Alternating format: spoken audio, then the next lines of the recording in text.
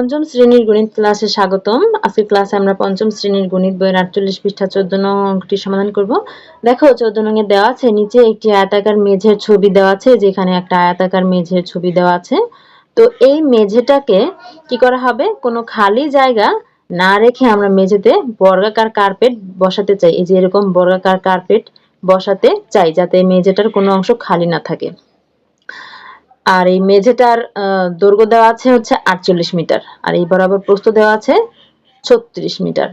এখন 1 নম্বরে বলেছে মেঝেতে বসানো যাবে এমন বৃহত্তম কার্পেটের এক বাহুর দৈর্ঘ্য নির্ণয় করো। তো এই যে বৃহত্তম কথাটি আছে, আমরা বৃহত্তম থাকলে কি নির্ণয় করি মনে আছে তোমাদের? আমরা বৃহত্তম কথাটি থাকলে আমরা গসাগু নির্ণয় করি। তাহলে 1 নম্বরে 14 এর 1 নম্বরে আমাদের কি নির্ণয় করতে হবে? গসাগু নির্ণয় করতে হবে। কত কত? এই যে দৈর্ঘ্য আর প্রস্থ এর গসাগু। দৈর্ঘ্য আছে 48, প্রস্থ আছে 36। 48 আর হচ্ছে 36, দুটি সংখ্যা যেহেতু জোড় সংখ্যা তাহলে 2 দ্বারা বিভাজ্য। 48 কে 2 দিয়ে ভাগ করলে কত হবে?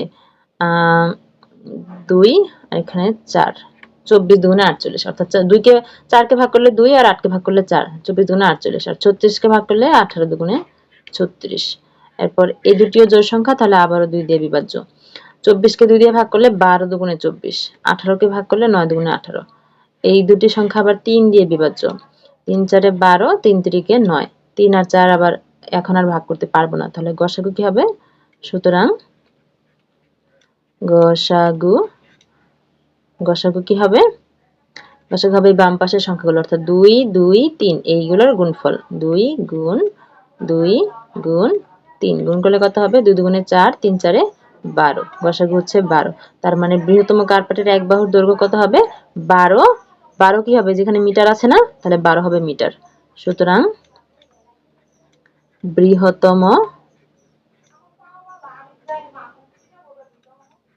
কার্পেটের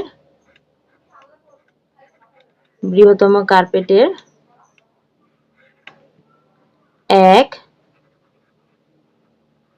বাহুর দৈর্ঘ্য হবে 12 মিটার। আশা করি বুঝতে পেরেছো। এরপর 2 নম্বরটা খেয়াল করো। এবার দেখো 2 নম্বরে বলেছে সম্পূর্ণ মেঝেতে কার্পেট বিছানোর জন্য এরূপ কয়টি কার্পেট লাগবে? এই পুরো মেঝেতে কার্পেট বিছানোর জন্য এই যে এরকম কয়টি, এরকম মানে এই যে এখানে 1 নম্বরে যে বলেছে বৃহত্তম কার্পেট, এই বৃহত্তম কার্পেট কতগুলো লাগবে সেটা প্রশ্ন করেছে। ঠিক আছে, বৃহত্তম কার্পেট কতগুলো লাগবে সেটা প্রশ্ন করেছে। যে তাহলে আমাদের কি করতে হবে? আমরা জানি যে কার্পেটের সংখ্যা বের করতে গেলে আমরা প্রথমে মেঝের ক্ষেত্রফল বের করি, তারপর কার্পেটের ক্ষেত্রফল বের করি, তারপর আমরা মেঝের ক্ষেত্রফলকে কার্পেটের ক্ষেত্রফল দিয়ে ভাগ করি। ঠিক আছে, তো আমরা সেটাই করব। 2 নম্বরটা, 2 নম্বরে প্রথমে আমরা কার্পেটের ক্ষেত্রফল বের করে নিই। আমাদের 1 নম্বরে কিন্তু আমরা কার্পেটের এক বাহুর দৈর্ঘ্য পেয়েছি, সেখান থেকে আমরা কার্পেটের ক্ষেত্রফল নির্ণয় করতে পারি। তাহলে এখানে আমরা লিখব 1 হতে আমরা কি পেয়েছি? বৃহত্তম কার্পেটের এক বাহুর দৈর্ঘ্য 12 মিটার, এটা আমরা পেয়েছি। তাহলে এটা আমরা লিখব 1 হতে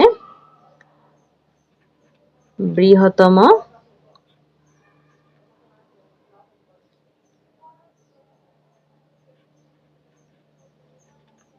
কার্পেটের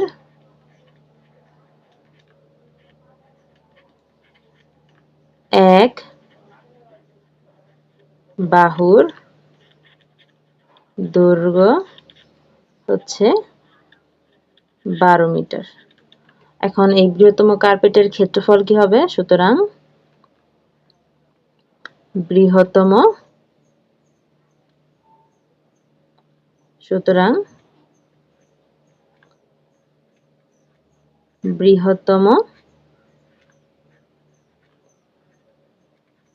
কার্পেটের ক্ষেত্রফল সমান,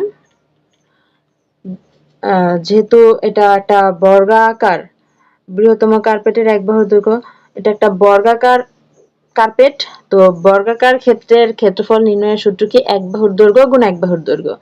অর্থাৎ এক বাহুর দৈর্ঘ্য যেহেতু 12 আছে, তাহলে এক বাহুর দৈর্ঘ্যকে অর্থাৎ 12 কে 12 দিয়েই গুণ করলে আমরা ক্ষেত্রফল পাবো। এখন ক্ষেত্রফলের এককটা কি? বর্গ। এখানে যেহেতু মিটার আছে তাহলে বর্গ মিটার হবে, বর্গ মিটার। 12 আর 12 কে গুণ করলে গুণফল হবে 144, 144 বর্গ মিটার। এবার আমরা কি করব? কার্পেটের ক্ষেত্রফল বের করেছি, এবার আমরা মেঝের ক্ষেত্রফল বের করব। সুতরাং মেঝের ক্ষেত্রফল, মেঝের ক্ষেত্রফল, মেঝেটাকে একটা আয়তাকার মেঝে না, যে আয়তাকার মেঝে যার দৈর্ঘ্য হচ্ছে 48 মিটার, প্রস্থ হচ্ছে 36 মিটার। তাহলে আয়তাকার ক্ষেত্রের ক্ষেত্রফল নির্ণয় সূত্র কি? দৈর্ঘ্য গুণ প্রস্থ। তাহলে দৈর্ঘ্য আছে 48 আর প্রস্থ আছে 36। একক ক্ষেত্রফলের একক কি? ক্ষেত্রফলের একক হচ্ছে বর্গ একক।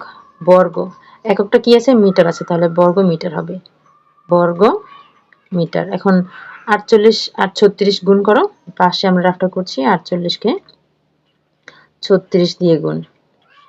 6 8 48 এর 8, হাতে 4, 4 6 24 আর 4 হচ্ছে 28। এক ঘরে শূন্য, তারপর 3 দিয়ে গুণ করলে 3 8 24 এর 4, হাতে 2, 3 4 12 আর 2 হচ্ছে 14। যোগ করলে এখানে 8, 12 এর 2, হাতে 1, 6 আর 1 এ 7 আর এখানে আছে 1, 1728। তাহলে গুণফল হচ্ছে 1728 বর্গমিটার। এখন আমরা মেঝের ক্ষেত্রফল পেয়ে গেছি, মেঝের ক্ষেত্রফল পেয়েছি 1728 বর্গমিটার।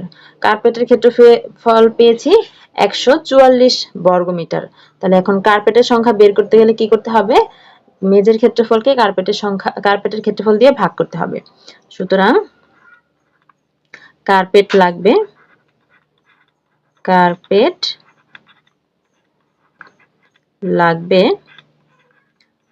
মেঝের ক্ষেত্রফল হচ্ছে 1728 আর বৃহত্তম কার্পেটের ক্ষেত্রফল হচ্ছে 144।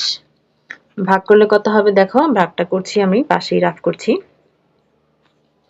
1728 কে 144 দিয়ে ভাগ করতে হবে, এখানে ভাগ করছি। 144 দিয়ে 1728 কে ভাগ করতে চাই। এখানে 3 অঙ্ক 144, এখান থেকে 3 অঙ্ক নিলে 172, তাহলে এর মধ্যে যায় একবার।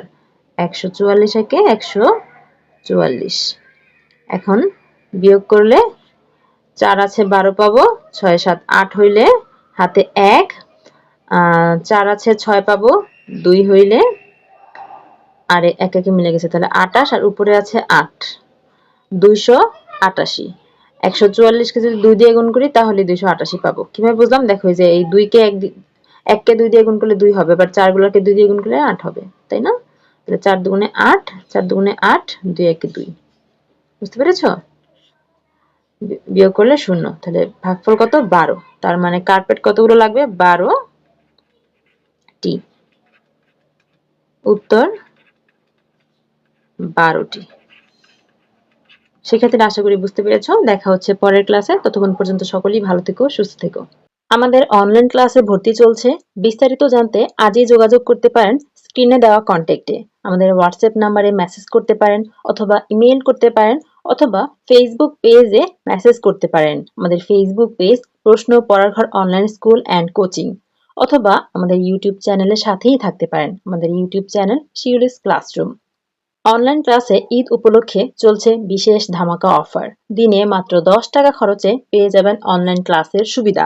এছাড়াও রয়েছে অনেক অনেক ফ্রি ক্লাস। তাই এই অফার মিস করতে না চাইলে আমাদের সাথেই থাকুন আর অনলাইন ক্লাসে ভর্তি হতে এখনই যোগাযোগ করুন আমাদের কন্ট্যাক্টে। এতক্ষণ সাথে থাকার জন্য সবাইকে ধন্যবাদ।